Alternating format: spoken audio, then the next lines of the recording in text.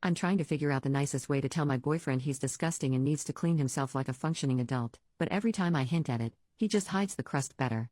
So my boyfriend, 24M, and I, 24F, have been dating for 4 months. I'm the kind of person who cannot let dirty dishes rest in the sink for longer than an hour, flosses every single day, and is constantly scrubbing her bathroom. My boyfriend, not so much. I noticed pretty early on that organization and cleanliness wasn't as high a priority for him as it is for me, but at the time I only noticed things like clutter on his floor and unfolded clothes, so I figured it was a normal level of bachelor slob and that I could live with it. I mean, I can get pretty messy too when I'm especially busy in lab and other things just take higher priority. However, as we have grown more and more comfortable around each other, he has really begun to relax and reveal the true extent of his bachelor frogness. 1. He will wear the same clothing for days on end, even if he worked out in them. 2. In the morning he will often avoid brushing his teeth, saying he'll do it after he eats because then I can be even cleaner, and then he'll conveniently forget after breakfast. 3. He doesn't wash his hair because he read somewhere that the oils in your hair will reach equilibrium and you will no longer look greasy. This may be true for some people, but it does not seem true for him. Plus, I think you are still supposed to rinse your hair, just not use shampoo, and he doesn't always rinse his hair regularly because. That brings me to 4. He will go multiple days without showering properly. He does usually shower right before seeing me, thankfully, but on days when I catch him by surprise he is usually unshowered. 5. I have not investigated his hairy man butt, but judging from smells once or twice during head, I am not convinced he wipes well every time. 6. One time I walked in on him in the bathroom and he was wiping his schlong on the curtain. 7. After lovemaking, I always go and pee while he throws away the rubber. Or that was the plan, anyway. I helped him move out of his sublet this month and found something like 30 used rubbers under his bed because he must just have forgotten. And 8. When he self-pleasures he just lets his man juices dry wherever it may land. He thinks I don't know this, but the suspiciously discolored and stiff spots on his blankets are one of many signs. He always washes his schlong in the sink before we made love and claims it is because he just really likes being clean. The one time I pinned him down and took off his pants for an intimate surprise, his pubes were all crusty. The thing is, as foul as all this makes him sound, he doesn't come off as obviously foul when you meet him. He doesn't smell horrible, just strongly like deodorant, which I suspect he rubs all over his body when he doesn't want to bathe. He is actually pretty stylish. He works as a programmer in a research context, spending most of his time alone or hanging out with equally gross computer scientists, so there has been little incentive for him to clean up in the past because nobody seems to care that much. I am his first girlfriend and probably the only one of his friends who is habitually close enough in his personal space to notice when his breath is funky or he has dirt encrusted on the back of his neck. Actually, most of the stuff I outlined above he probably thinks I haven't noticed, because he always tries to clean himself up and hide the signs if he knows we're meeting up. I suspect that a lot of his gross behavior is really just because he thinks he's getting away with it, rather than actually enjoying being this gross in itself. I've observed him getting a little cleaner when he finally realizes that other people are judging him. He's started brushing his teeth and washing his clothes more often, for instance, and he often tries to pretend that he actually really prizes hygiene, even commenting on his coworkers' body odor, etc. I've tried subtly hinting to him that he should clean up, and he always says, "Oh yeah, I should do that," and then he'll make sure to clean better right before I show up at his place. But if I ever spot him around town on a day when we don't have anything planned, he'll be all gross again. Clearly, subtlety is not working. However, I don't want to completely shame him either, nor do I want to have to be his mom and nag him all the time. I'm okay with a certain level of messiness. This isn't a total deal breaker for me, especially because the rest of our relationship is actually so darn good. I can even live with the general messiness of his home and personal space were we to move in together. It's just his personal hygiene that really bothers me. I know that I can't really change him fundamentally, but can I at least get him to wipe his ass better? Update, 2 months later, I felt a lot better after reading all of your comments. I was feeling guilty about judging him for his hygiene habits, because I know that different people have different attitudes towards cleanliness, and I am definitely on the obsessive end of the spectrum. I took your suggestions to heart and decided to just sit him down and get it all out in the open. I framed it both as a quality of life issue, he might get diseases, etc., if not clean, and a professional issue, other people might notice, affect his career and networking opportunities. I tried to be respectful but clear, and I stated that although I really like him and can see myself with him for the long term, if he continued not to wipe his butt properly I would have to consider that a deal breaker. He was very quiet and didn't really have much to say at the end of the conversation, but he said that he was sorry that he had been making me uncomfortable and that he would try to shape up. He said that in particular because of his passion for his work, it's easy for him to lose track of time and forget to do things like laundry, and that he appreciated me for bringing up this issue. After that conversation, about a month ago, I saw lots of positive changes. He did 1 load of laundry, and dyed all his white shirts pink, which kind of worries me because I feel like this is something you figure out how not to do as a freshman in college at the very latest. So has he just never done laundry before? Started shaving and taking out the trash weekly, and always smelled fresh whenever I saw him. He even cleaned the bathtub.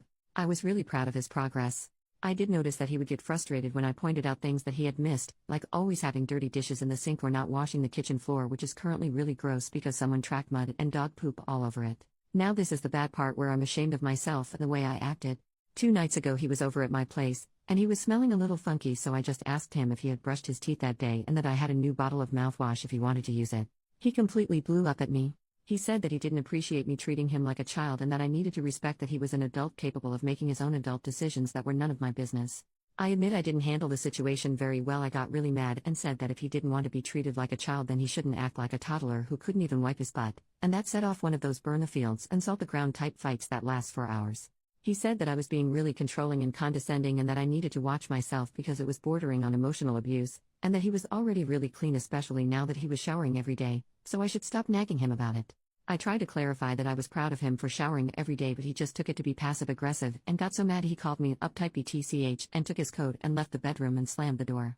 I didn't know what to do, especially since we have never had a fight this intense before, and he has definitely never called me a BTCH, so I decided to just keep on sitting in the bedroom and let him cool down until he was willing to talk reasonably again. But after 20 minutes he still hadn't come back, and I couldn't hear him stomping around the common areas of the house anymore, so I started to get really worried. I mean, what if he had stormed out and gotten hit by a car or something? He also has a history of self-injury, so I was really concerned. I ran through the house and saw the light was on in the ground floor bathroom, and suddenly remembered that I had left my surgical kit on the sink. I know this sounds weird, but I work in a lab and don't want to keep my nice tools out because stuff gets stolen, and I suddenly got really scared that he had found it and it was quiet because he was cutting or something, so I burst through the bathroom door and he was rubbing his willy on the curtain again. My curtain. Obviously. I flipped out and asked him what the heck was wrong with him since there was TP right there in the cabinet if he wanted to get a new roll. He got really defensive and restarted the fight where we left off. In retrospect, I guess it was kind of funny cause he still had his willy out at this point. I just kept on staring at my curtain and trying to resist the urge to slap his stupid face.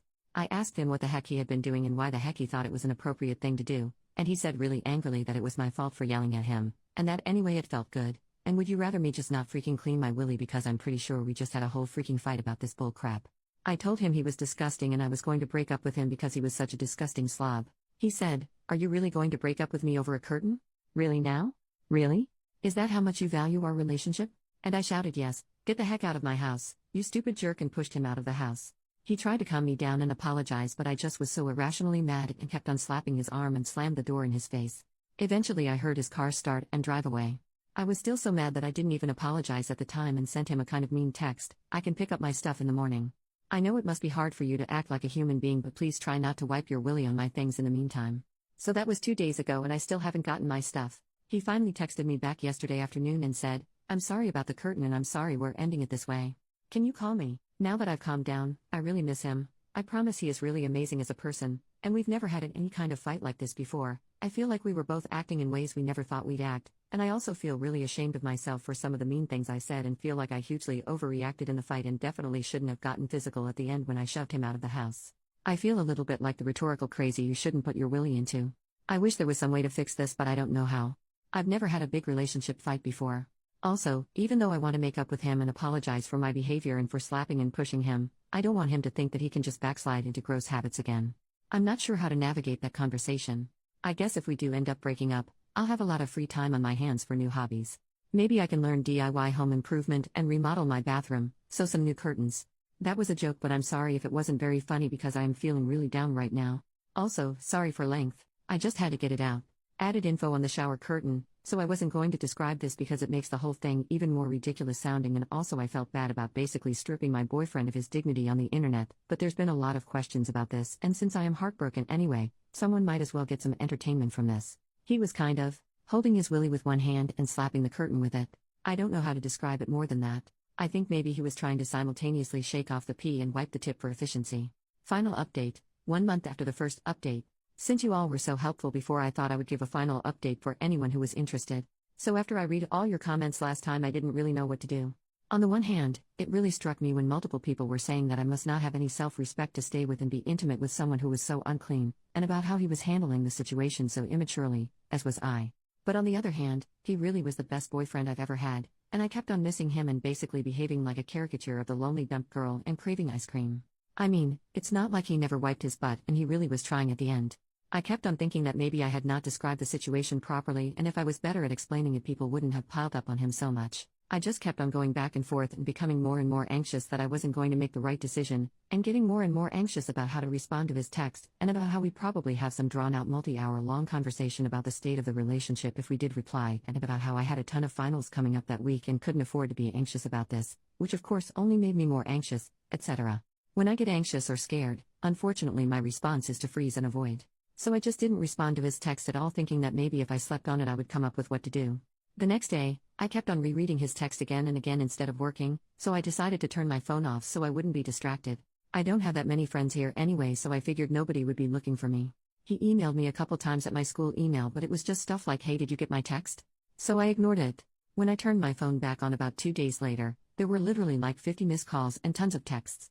They started out kind of nice and just asking what I thought and saying he missed me, but by the most recent text he was just calling me a BTCH and telling me to go screw myself and how ugly I was and how nobody liked me, in between calling me nonstop. I seriously did not know what to do. I haven't dated that many people before, but I'm pretty sure this is not normal behavior for a breakup. For the rest of the day I kept on getting texts and emails from him. All the emails were really harmless sounding for some reason, but all the texts were really mean.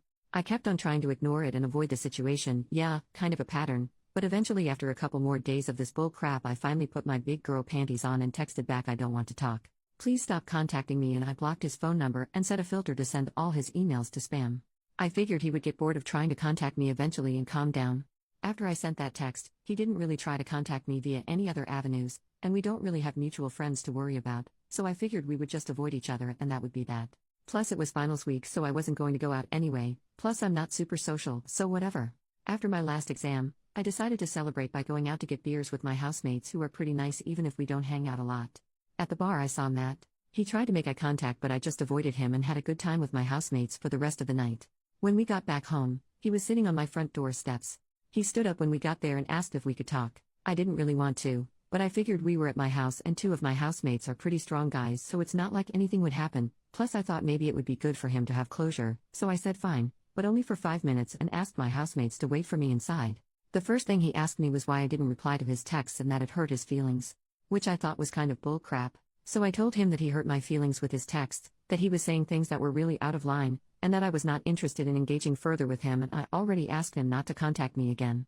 Then he started apologizing and saying he didn't know they would hurt my feelings. He said that he was just texting random stuff to try and get a rise out of me because he was upset that I was ignoring him, and that he didn't mean any of the hurtful stuff and he was really sorry. That he had been acting out because he was so stressed with quals. That he missed me so much and was just thinking about me every night, and he understood if I didn't want to interact with him again after what he put me through, but could we please just try again? I let him talk for a couple minutes, and as I listened I just kept on getting madder and madder because it just sounded like such bull crap. But I didn't want to escalate like I did last time, so I just let him finish, and then I tried to say really calmly that originally I had been thinking about maybe trying again, but after all the craziness of the texts and how upset they made me, I didn't think it was a good idea. He said he was even more upset with himself and missed me so much that even though he had quals coming up, he really couldn't focus on them and was probably going to fail his quals if we didn't get back together because he just couldn't think of anything else but that. I told him that I was really sorry, but I was not comfortable interacting with him anymore, and that I would like him to not contact me ever again, and that I was sure he would manage to pass his quals without me. At this he started sputtering and getting really mad and called me a BTCH etc. again, so I opened the front door quickly, and luckily one of my big housemates was waiting for me by the kitchen table. And he stood up and told Matt, "You need to shut up and leave my house. Right now." So thank God, Matt just gave up and left. For the next week I started getting texts from a different number that were clearly Matt and emails from different email addresses. Mostly angry stuff about how he hoped I got what was coming to me. I just blocked everything. By the end of the week, the emails kind of petered out again. It was a huge sigh of relief. I managed to pass all my exams even through all this stress, which was another huge sigh of relief. And finally, I've been hanging out with my housemates more, especially the guy who made Matt leave. It's been really nice having new friends. They're really funny and awesome. After I told them about all the crazy stuff that happened and how totally disgusting Matt was, they went out and got me a breakup box with ice cream, chocolate, Clorox wipes, and a brand new shower curtain.